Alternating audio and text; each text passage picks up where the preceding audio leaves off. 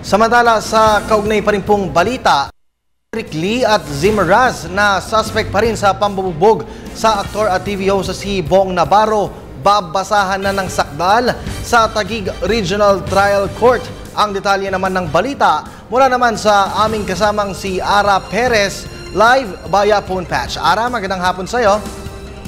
Hello, Kerry. Magandang hapon. Kasalukuyang binabasahan ng sakdal si Cedric Lee at kaibigan nitong si Zimmer Raz sa kasong serious illegal detention na non-bailable sa City Hall of Justice, lungsod ng Taguig. Habang kasalukuyang pang nasa loob ang dalawa, nakapanayam namin ng abogado ni Navarro na si Attorney Alma Malyonga.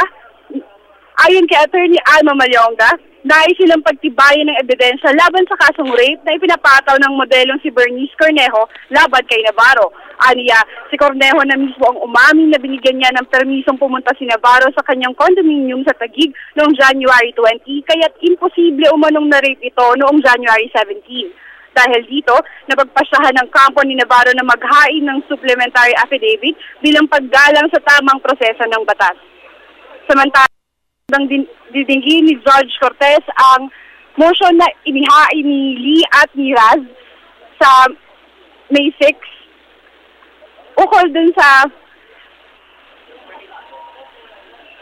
ukol sa inihain nilang motion para i-detain sila sa National Bureau of Investigation kung saan sila ay kasalukuyang nakadetain. Ayan lamang ang ulat mula dito sa ngayon. Ito si Ara Perez para sa Telebisyon ng Bayan.